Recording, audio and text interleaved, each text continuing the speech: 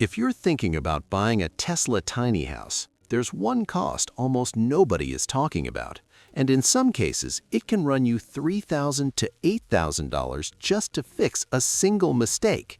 And it has nothing to do with the price of the house itself. It's the cost of putting it in the wrong place. Right now, in certain states, you can place a tiny house on a piece of land, move in, and then 6 months later, get a notice telling you to leave. Not because you did anything wrong, but because a zoning board changed a rule, because a county reclassified your structure, because the lease you signed gave someone else the right to take back the ground beneath your feet. That is not a hypothetical. I've seen retirees who spent their entire savings on a tiny home, only to be told they had 60 days to leave, and they had to pay to move the house on top of that. In this video, I'm going to walk you through 3 things you must understand before you spend a single dollar on a Tesla tiny house: where you can legally place it, which states actually protect you, and what the contract fine print could cost you years down the road. I am not here to sell you anything. I don't have a referral link. I don't have a sponsorship deal. What I have is a responsibility to give you the honest picture before you make a decision you can't take back. Why tiny houses really fail. Here's something the viral videos won't tell you. The Tesla tiny house itself is not the risk. The engineering is solid. The solar system, the composite panels rated at 260,000 pounds per square inch of compressive strength, the off-grid Powerwall 3 integration, that part works. What fails, what costs people their savings and their stability, is not the structure, it's where they put it. Every year, thousands of Americans buy a tiny home, place it on land they don't fully control, and then discover that the rules changed around them. The zoning laws shifted, the lease terms escalated, the county decided that a 250-square-foot unit no longer qualifies as a permanent dwelling, and suddenly the home they spent under $10,000 on, the home that was supposed to set them free, becomes something they have to move or abandon entirely. You're not just buying a house, you're stepping into a system that nobody explains to you up front.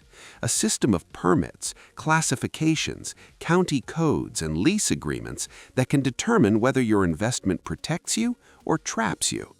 And if you're 65, 70, or 75 years old living on a fixed income, you don't get a second chance to recover from that kind of mistake. The numbers don't forgive you at this stage of life. One bad placement decision can undo years of careful saving. So before we talk about which states are best, let's talk about the 3 ways people actually live in a tiny house. And most people don't realize they're already choosing one of these until it's too late. 3 ways to live in a tiny house.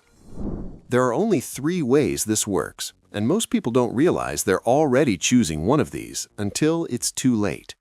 Option 1. You own the land. Nobody can raise your rent. Nobody can give you a notice. You own the ground. You own the decision. This is the only scenario with real long-term security, but you need land already, or $8,000 to $40,000 to buy it, depending on the state. For anyone over 65 who has this option, it's the only setup where a sub-$10,000 house purchase makes unambiguous long-term financial sense. The upfront land cost is real, but what you buy with it is permanence. Option 2. You lease the land. This is where most buyers will end up. Tesla's reported land lease program offers free placement for the first 24 months, then an estimated $299 to $499 per month, based on leaked documents. Here's the line that matters. You own the structure, but someone else owns the ground beneath it. $400 a month over 10 years is $48,000. That's nearly 5 times the base price of a house that costs under $10,000. And those lease terms can change without warning. Option 3. Backyard ADU. Place the unit in a family member's backyard. No separate land needed. It sounds practical, but permits in cities like Los Angeles run $3,000 to $5,000, and in some states, the addition can trigger a property tax reassessment on the main house. And if your son or daughter ever relocates, you're back to the same problem: someone else controls where you live. Know which category you're in before you look at a single state or sign a single document, because a great state for a landowner is not the same as a great state for a leaseholder. Where it works and where it doesn't. If there's one state where this works best, it's Texas. And if there's one place you need to be extremely careful, it's Florida. Let me go through all 5, straight and honest. Texas. Best overall, one serious caveat. Most permissive zoning in the country. Many rural counties require minimal permits. If classified as movable property, you may pay 0 property tax, saving $2,400 to $3,600 a year compared to California. On a fixed income, that's the difference between comfortable and constrained. And when the house itself costs under $10,000 to start, avoiding property tax makes the total financial picture genuinely compelling. The caveat: Texas heat above 105 degrees for 4 to 5 months will push your 6-kilowatt solar roof and 13.5 kilowatt-hour Powerwall 3 cooling system close to its operational limit. Battery degrades faster under sustained thermal load. The thermal management system in this structure is engineered for it, but engineering has limits, and those limits get tested hardest in a Texas summer.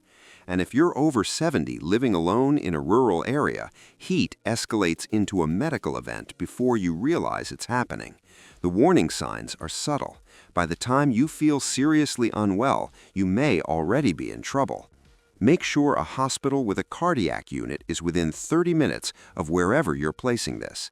That drive matters more than the land price. Florida. Most popular, most dangerous.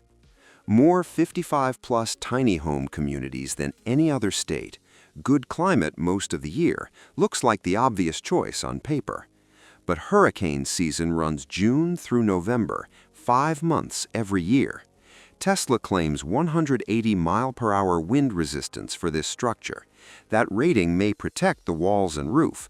What it cannot protect is you, inside a 250-square-foot unit with one exit point during a forced evacuation, especially if you have reduced mobility, depend on oxygen equipment, or your evacuation route closes before you can leave. Several major insurers have already exited Florida entirely. Specialty coverage for a tiny home with a full solar and battery system runs $1,200 to $1,800 per year, and that number rises every year. Florida works only if you're well inland, physically capable of evacuating fast, and have verified your specific site falls outside a FEMA-designated flood zone. Arizona. Best solar, worst isolation. Over 300 sunny days a year, your Powerwall 3 charges fully by early afternoon and holds overnight. Energy costs genuinely approach 0. For pure off-grid energy independence, no state in the country comes close to what Arizona offers a tiny homeowner running solar. The trade-off: affordable land in Arizona means remote land. Phoenix logged 31 straight days above 110 degrees in 2023.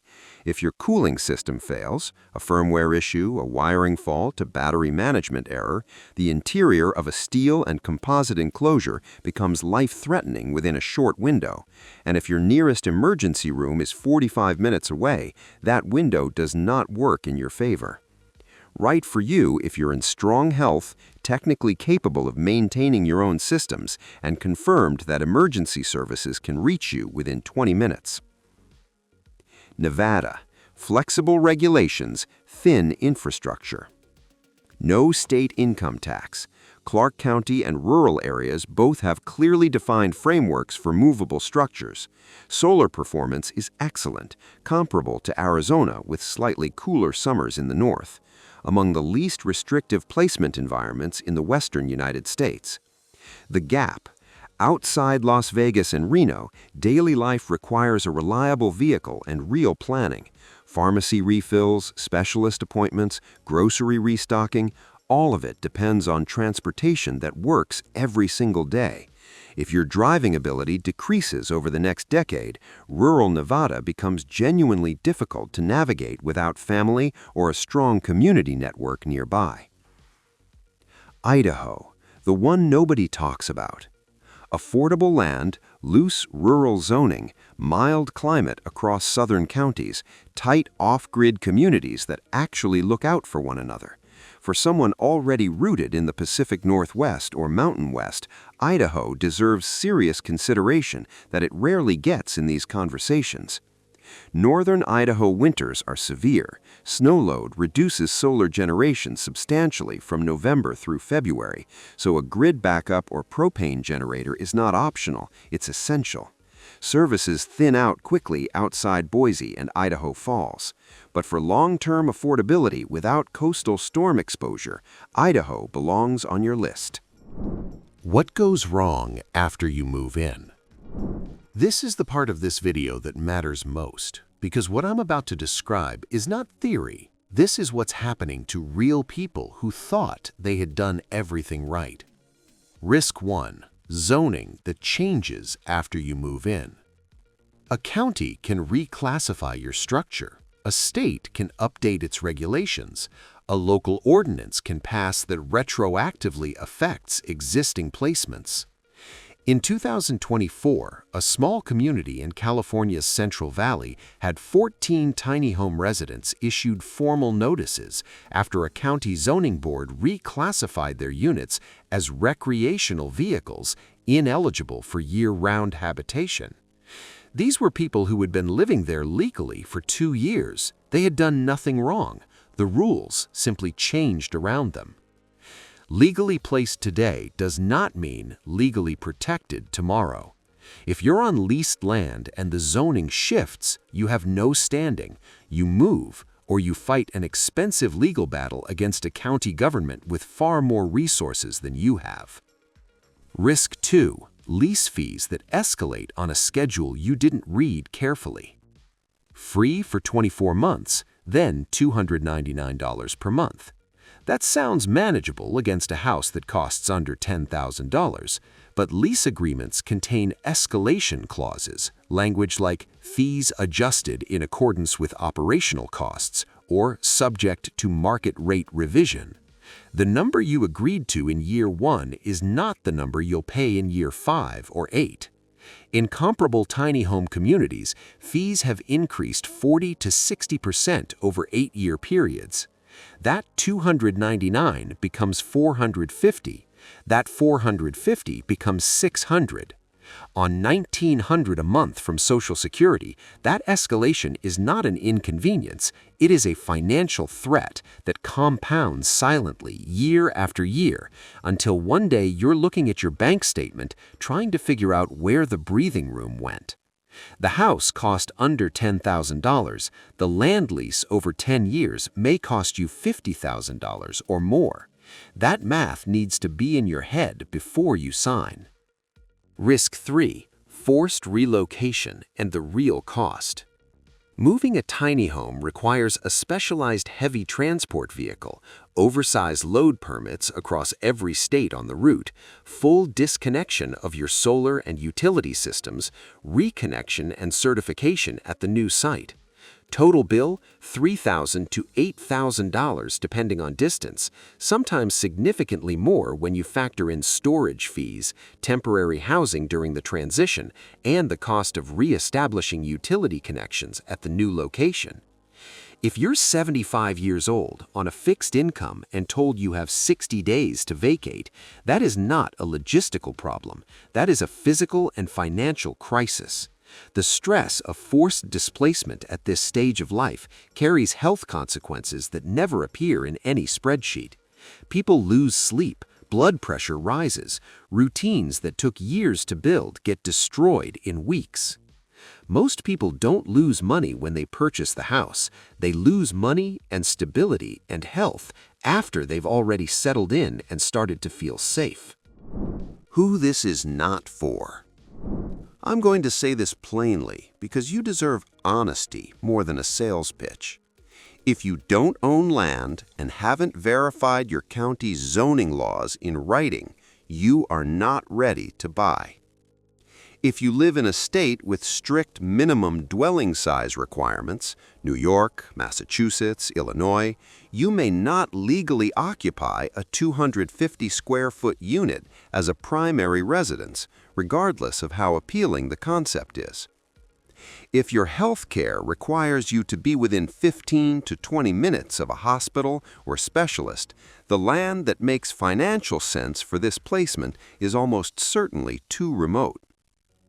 If you're not comfortable with basic technology, monitoring a solar charge level, using a smartphone app to control home systems, the automation inside this home will feel like a daily frustration, not a convenience. And if you need more than 250 square feet to live with dignity, don't let anyone convince you that you don't. Living small works well for some people and genuinely does not work for others. There is no shame in knowing which one you are. This is not a solution for everyone. Any channel that claims otherwise is selling something. Before you spend $1, before you sign anything, before you tell your family this is the plan, answer these 3 questions honestly. First, where exactly will I place this, and do I have confirmed written legal permission to occupy it year-round at that specific location? Not probably fine, confirmed, in writing, from the county zoning office or a licensed real estate attorney.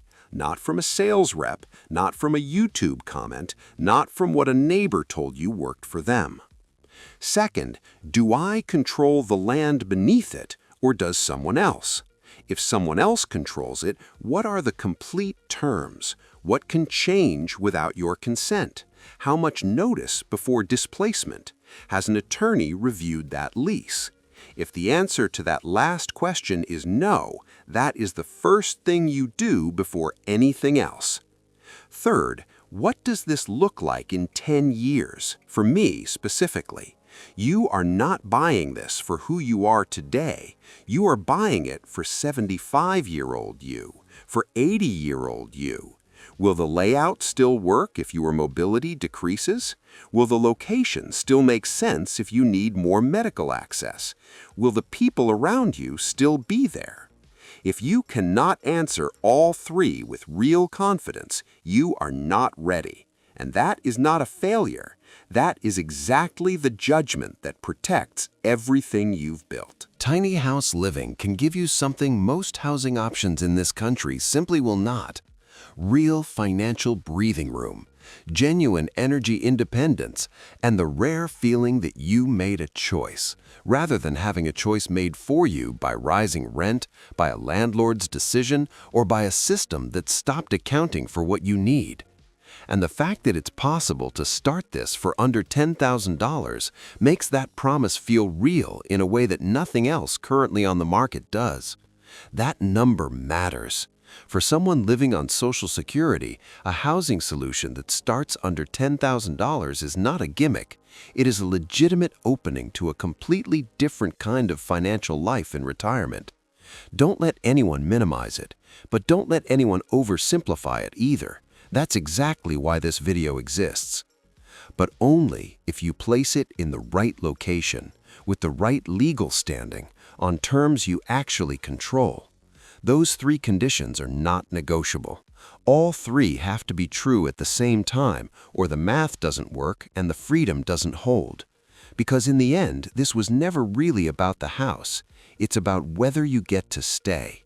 It's about waking up on a Tuesday morning at 72 years old and knowing that nobody can knock on your door and tell you it's time to go, that the ground beneath you is yours, that the decision was yours, that your independence, your dignity, is not conditional on someone else's escalation clause or a zoning board's vote. That's what this channel is here to do, not hype, not concept renders, not headlines that disappear when the next product announcement comes. Just the clear, honest picture, early enough for you to actually use it. If this video helped you think more clearly about even one part of this decision today, that's the only reason it exists. If you're still working through this decision for your own specific situation, tell me where you are. Drop your state in the comments. I'll look into it personally. And if you're not subscribed yet, do it now, because the next video in this series goes inside the actual Tesla lease contract, clause by clause, including 3 provisions that a real estate attorney with 30 years of experience told me she had never seen written into a residential agreement before. What they mean for your long-term security is something you need to understand before you sign anything. This channel doesn't do hype, we do homework. The next one will be the most thorough, detailed breakdown of this contract available anywhere on YouTube right now. Don't miss it.